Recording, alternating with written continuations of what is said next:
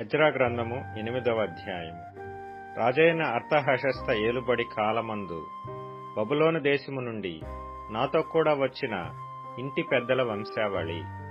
Phinehas వంశములో గెర్షోమును, ఈతామారు వంశములో దానియేలును, దావీదు వంశములో హట్టూషును, షెకన్యా పరోషుల వంశములో జకర్యాయు వంశావళికి 150 మంది పురుషులను లెక్కింపబడిరి. పహత్మోయాబు వంశములో జెరహ్యా కుమారుడైన ఎల్యోయేనయియు 200 మంది పురుషులను, షెకన్యా వంశములో యహజీయేలు కుమారుడును 300 మంది పురుషులను, ఆదీను వంశములో యోనాతాను కుమారుడైన ఎబెదును 50 మంది పురుషులను, ఏలాము వంశములో అతల్యా కుమారుడైన యెషయాయు 70 మంది పురుషులను, షెఫట్యా వంశములో మిఖాయేలు కుమారుడైన జబద్యాయు 80 మంది పురుషులను, యోవాబు వంశములో యెహీయేలు కుమారుడైన ఓబద్యాయు 218 మంది పురుషులను, షెలోమీతు వంశములో యోసిప్యా కుమారుడును 160 మంది పురుషులను, బేబై వంశములో బేబై కుమారుడైన జకర్యాయు 28 మంది పురుషులను, అజ్గాదు వంశములో హక్కాటాను కుమారుడైన యోహోనానును 110 మంది పురుషులను, అదోనీకాము యొక్క చిన్న కుమారులలో ఎలీపెలెటును, యెహీయేలును, షమయాయు 60 మంది పురుషులను, బిగ్వయు వంశములో ఊతయ్యును, జబ్బూదును 70 మంది పురుషులను. వీరిని నేను అహవా వైపునకు పారు నది యొద్దకు సమకూర్చితిని.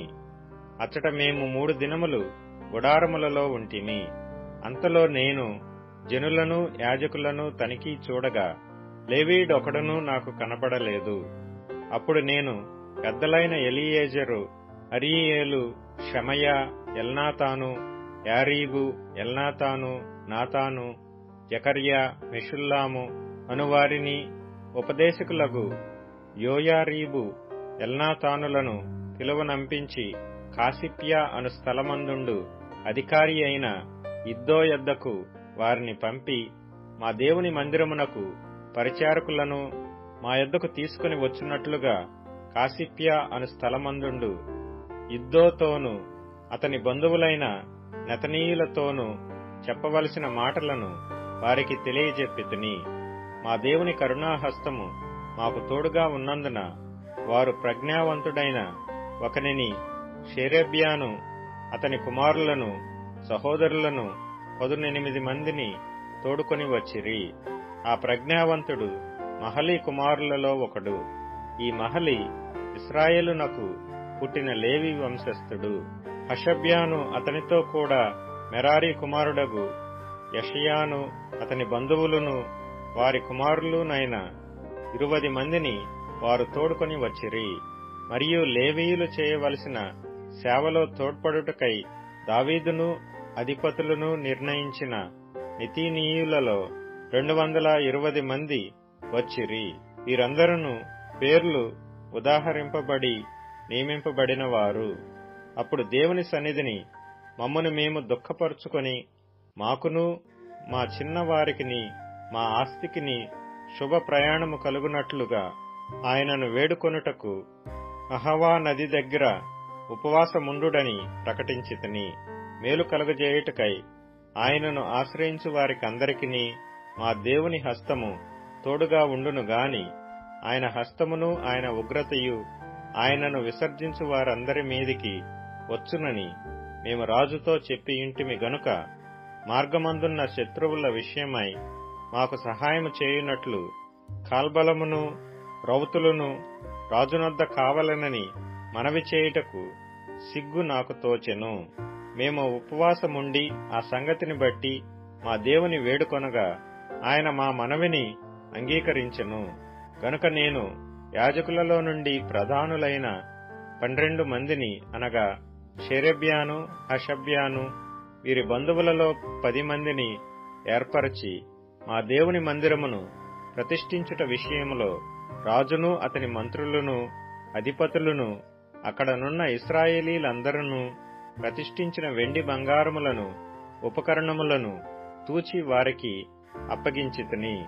1300 మణుగుల వెండిని, 200 మణుగుల వెండి ఉపకరణములను, 200 మణుగుల బంగారమును, 7000 తులములు గల 20 బంగారపు గిన్నెలను, బంగారమంతా వెలగల పరిశుద్ధమైన 2 రాగి పాత్రలను తూచి వారి చేతికి అప్పగించి, మీరు యెహోవాకు ప్రతిష్ఠింపబడిన వారు, పాత్రలను ప్రతిష్ఠితములైనవి.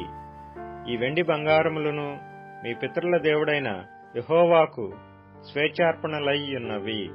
కాబట్టి మీరు యెరూషలేములో యెహోవా మందిరపు ఖజానా గదులలో యాజకుల యొక్కయు, లేవీల యొక్కయు, ఇశ్రాయేలు పెద్దల యొక్కయు, ప్రధానులైన వారి ఎదుట వాటిని తూచి అప్పగించు వరకు వాటిని భద్రముగా ఉంచుడని వారితో చెప్పితిని.